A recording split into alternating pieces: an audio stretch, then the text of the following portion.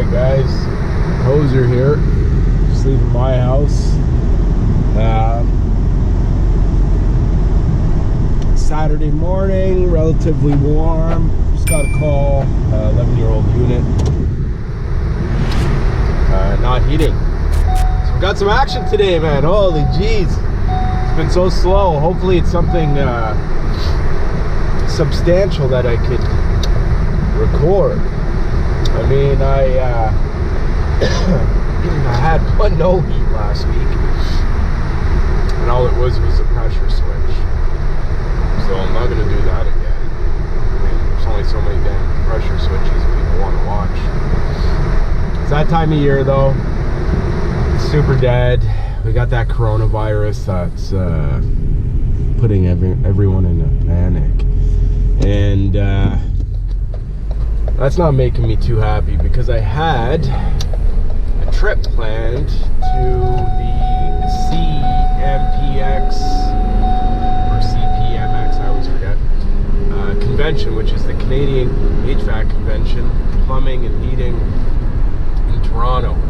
Anyways, they've postponed that due to this outbreak, which is annoying. So we'll see what we got. I don't think it's going to be busy today. This is probably one of the only calls I'll get, but who knows. I believe this is a planned customer, 11-year-old unit.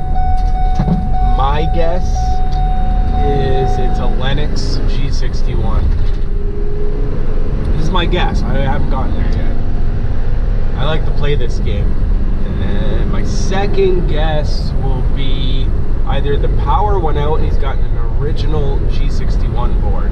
Okay, on those G61 boards, if you look on them, if they're a -01 model, for some reason on power resets or power outages, it'll just hang. Okay, the blower will never come on, nothing will come on, and it needs a power reset.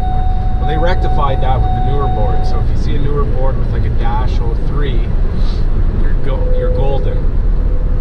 So my guess is going to be something with the board if it's a G61, but we'll see. So stay tuned. I'm about 15 minutes away, and when we get there we'll shoot some footage. Thanks.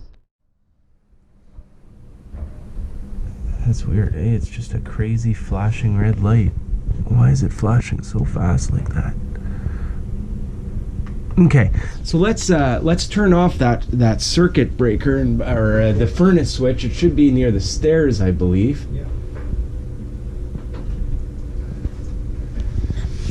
We're just gonna reset that power, and we'll fire it back up.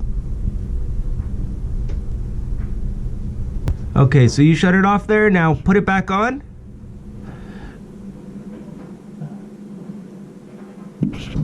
There we go. And it doesn't appear to be doing anything.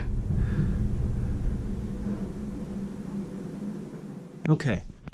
Well, let's see. Yeah, that rings a bell. If you have the -01 model, no, you have the new one. Yeah, so you have the -03, so that should be okay.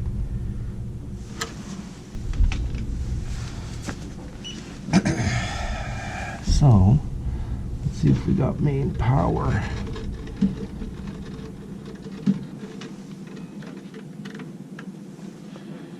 Alright, so I do have a call for heat. We might have a bad board. Okay, so I don't know if you guys could see this, but it's definitely acting like a bad relay in that board.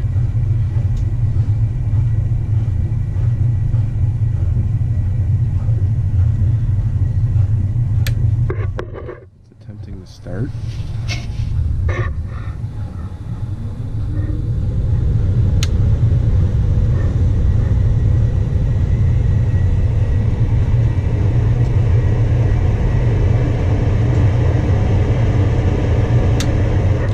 There we go. Shuts off again.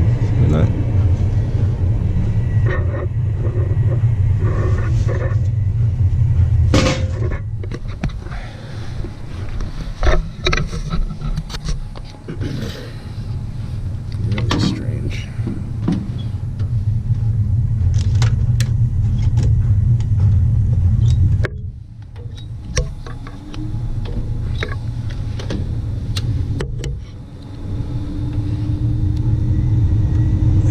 constant power to W.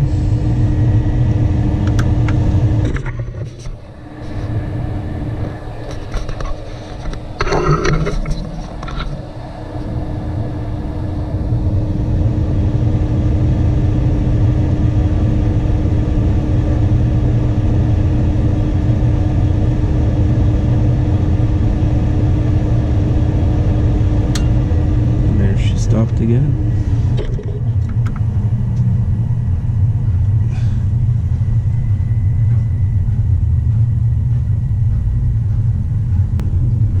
There, on and off. Keeps going on and off. Got constant 24. Alright guys, I called it. It is the board.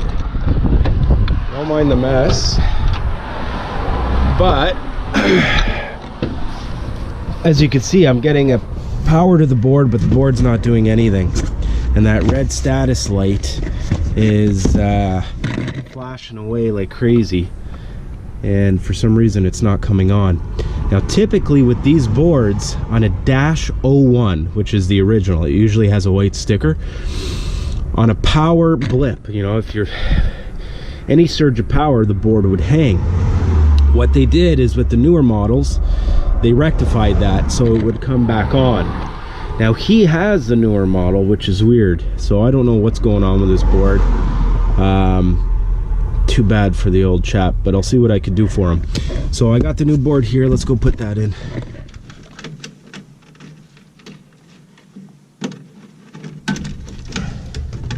Holy jeez, the whole thing? Oh yeah. Yeah, well, it's all one piece, eh? So it makes it easy, but it makes it difficult too. yeah, no, it's easy. It's not bad at all. Well, you know where you're plugging them in. Oh yeah, I've done it a million times on these boards. But you get 20% off.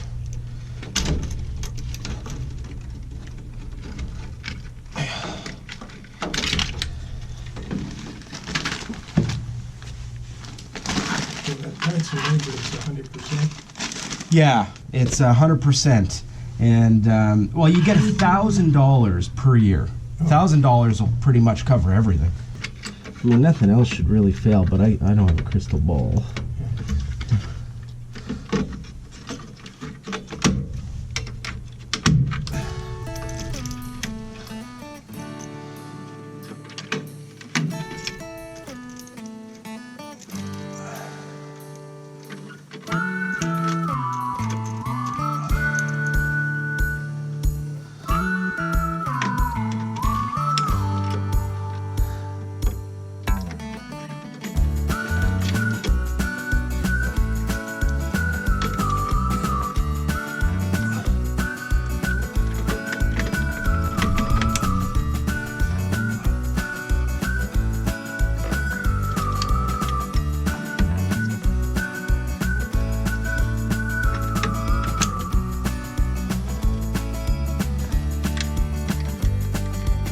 Normally they're not. This board's actually a real nice one to switch. Some of them can be a little bit more troublesome, but this is a lot of plug and play.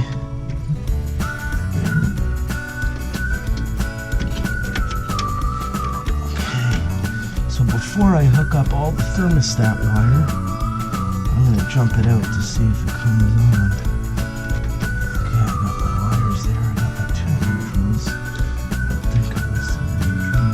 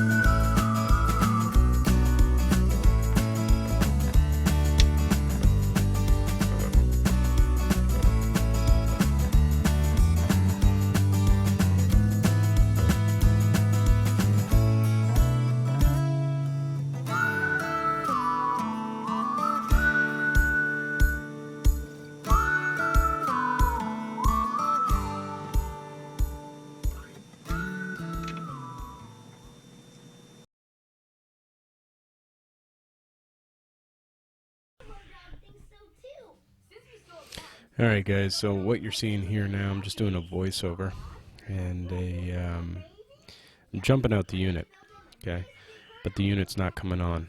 Now I made a crucial mistake on this second board, and what you haven't realized yet is the second board that I removed from my van was actually a used defective board, okay. Now, had I looked at those dip switches, I would have realized that that was tampered with. There's usually a film of plastic that goes over those, and you can actually see that that's peeled off and those dip switches have been changed. So at one point, this board's been in play, and I haven't realized that at this point. So I thought I'd just let you guys know that. So, very troublesome.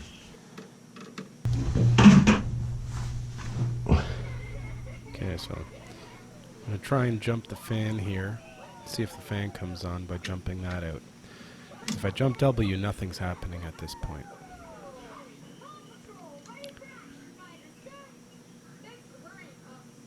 So, G's jumpered out, power's pushed in, and sure enough, fan comes on. Alright guys, so what you see here is me fumbling around. So basically this second board was bad out of the box. At this point I have no idea that it is, and what I'm doing is trying to troubleshoot why this second board is bad. So I jumper it to G, the fan comes on, I put it on W, nothing's coming on in terms of the inducer. You know, I'm tracing continuity through my wires, I'm getting 0 volts being sent to the inducer, and this is, in my eyes at this point, a brand new board, and that's why I'm confused. What it turns out is on that second board, the pins on that Mullix connection are too far spread out, and that's why if I rotate the 5 pin, the inducer would come on at some points and sometimes not. So I realize I have 2 bad boards out of the box. I could tell so because these dip switches were changed and these dip switches were changed, so these 2 boards were no good. They almost look like 2 used boards. No wonder I had trouble. Unreal. As you can see, here's the new board. The 3rd board. The dip switches haven't been touched. What a pain in the ass.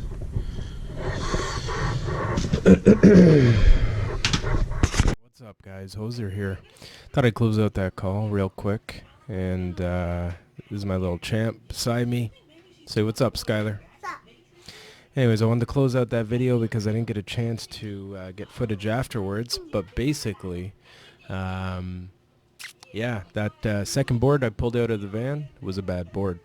So, sent me through a loop and ended up having to get a 3rd board from a coworker and throw that in there, which turned out to be alright. So, lesson learned, check your parts, and that way you don't waste any time. So, a little update. Got these guys home with me, coronavirus, so I haven't been working.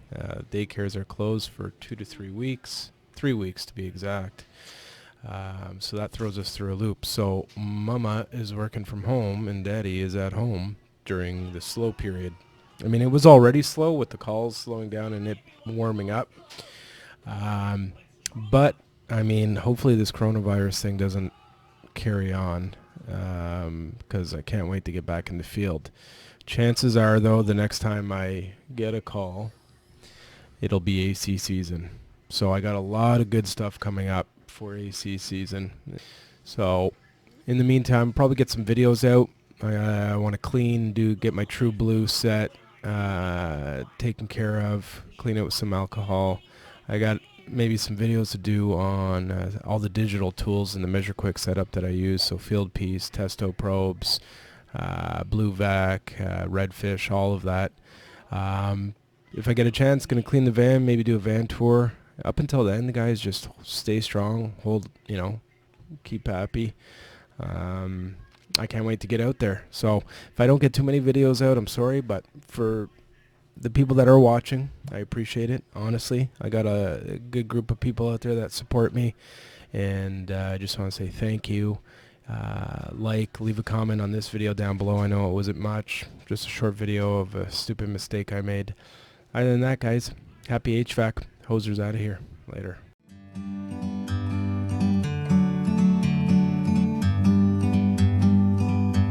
Like a bird on a tree, I'm just sitting here